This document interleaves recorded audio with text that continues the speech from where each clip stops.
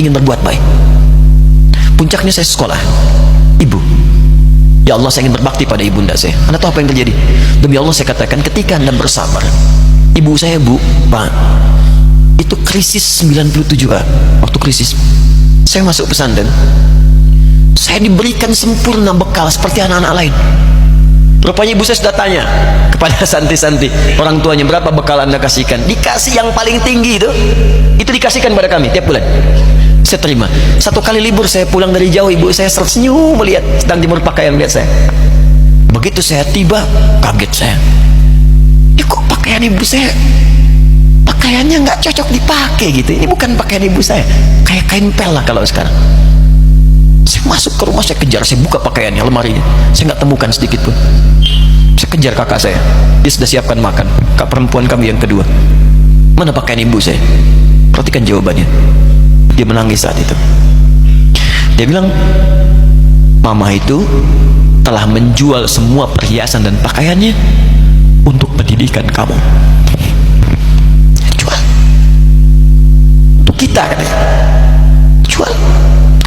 Dan bertahan dengan 150.000 per bulan saat krisis. Jadi rupanya ibu saya itu makan nasi sehari cuma sekali. Beliau mengajar, di berangkat sekolah itu cuma makan pisang, minum kopi, makan nasinya malam. Saya bilang, ya Allah, saya akan ganti baju ibu saya dengan kain ihram dan saya ganting tangannya di Masjidil Haram. Itu apa yang terjadi? Begitu saya kuliah di Libya, alhamdulillah, saya berangkat, saya mulai mengajar, saya serius belajar. Saat itu kemudian Allah mulai berikan jalan. Saya ingin sungguh-sungguh. Malam saya bangun, saya sholat, saya belajar, saya menghafal Quran, saya belajar riwayat Quran. Sampai puncaknya tiba, saya ditugaskan pemerintah Indonesia saat itu untuk jadi petugas haji di Mekah. Saya telepon ibu saya. Saya bilang, Ma, saya insya Allah akan haji 2010. Saya telepon Februari saat itu. Saya dengar suara, terbayang wajahnya indah, senyuman, bahagia. Alhamdulillah, nak. Kapan berangkat? Tahun ini insya Allah. Saya bilang, dan saya tidak akan pernah berangkat kecuali mama pun akan berangkat. Terdengar nada pesimis tapi senyum. Dari mana, katanya? Allah akan kasih, saya bilang. Saya sedang bekerja, berusaha karena Allah. Mustahil Allah akan sia-siakan kita. Berapa butuhnya? Porsinya 25 juta. Kapan harus ada? Bulan Juni. Ya, ini dari Februari ke Juni itu. Ya, Juli bukan Juni, Juli. Ya, jadi saya masih ingat bulan 7, 5 bulan itu. Saya, ibu, Pak, nabung saya. Saya beli tabungan, saya niatkan untuk ibu saya haji. Bulan Juli masih setor 25 juta. Jadi semua tabungan masukin situ. Ada yang ngajar ngasih, masukin situ. Masukin semua. Tepat sepekan sebelum itu kemudian didaftarkan, saya buka tabungan. Allahu Akbar, karunia Allah luar biasa. Tadi butuh berapa? 25 juta. Begitu dibuka, Masya Allah, 1 juta. Karena beasiswa nggak banyak, 1 juta. Tapi 3 hari sebelum daftar, entah dari mana ibu-ibu pengajian nih KBRI datang, Ustaz, ibu katanya mau haji juga ya, Ustaz mau haji ya, ibu ikut ya, sudah nggak usah dipikirin, nanti kami yang pikirkan semuanya. Tiba-tiba dikirim, bayar porsinya di sana, dapat koper paling besar. Bayangkan, tadinya kopernya belum datang, telepon lagi, nak, koper belum datang, katanya. Saya bilang, Ma, tenang aja, apa hajinya nggak jelas ini? Tidak jelas, saya bilang, insya Allah. Ya, nah cuman beritanya berbeda. Begitu saya telepon lagi, Ma, gimana bisa? Nah, telah keluar pengumumannya. Kapan, Ma? 2013. Loh, kan saya hajinya 2010, nggak bisa, harus 2010. Lihat kalimat ibunda saya. Nah, jangan pernah mengambil hak orang lain. Allah kasih 2013, alhamdulillah. Saya bilang, Ma, kita tidak harus mengambil hak orang lain, tapi kita meminta kepada Allah yang memanggil kita. Boleh jadi Allah akan berikan tambahan kuota pada tahun ini. Doa lagi, minta, datang ke masjid. Tiba-tiba ada sidang oki di Istanbul saat itu, keputusan 1.000. Setiap ada 1.000 muslim, 1 kuotanya.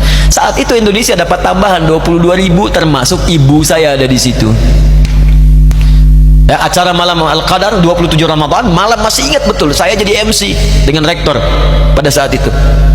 Saya nggak pernah bawa handphone, tiba-tiba handphone itu saya bawa, berbunyi kemudian telepon itu. Saya minta pada rektor izin, saya angkat dulu, diperkenankan. Saya kemudian ke belakang masjid, saya angkat. Tiba-tiba saya dengar suara sudah menangis.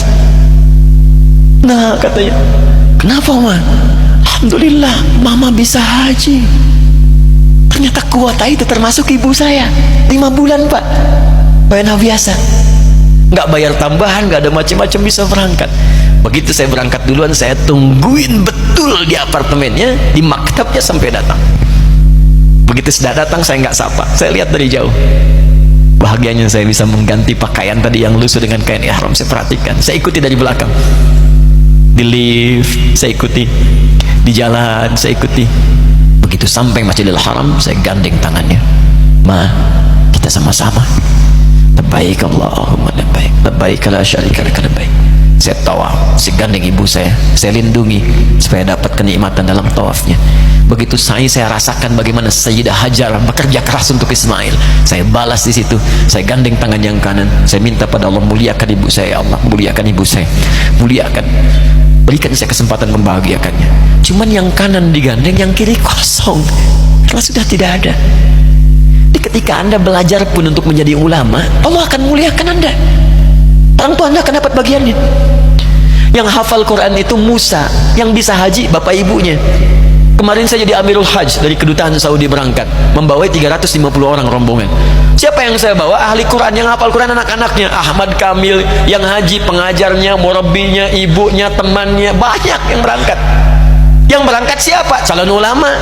Dijadi ulama itu jangankan sudah jadi, kalau benar caranya, baru bergerak pun Allah pasti akan jaga, kalau benar caranya.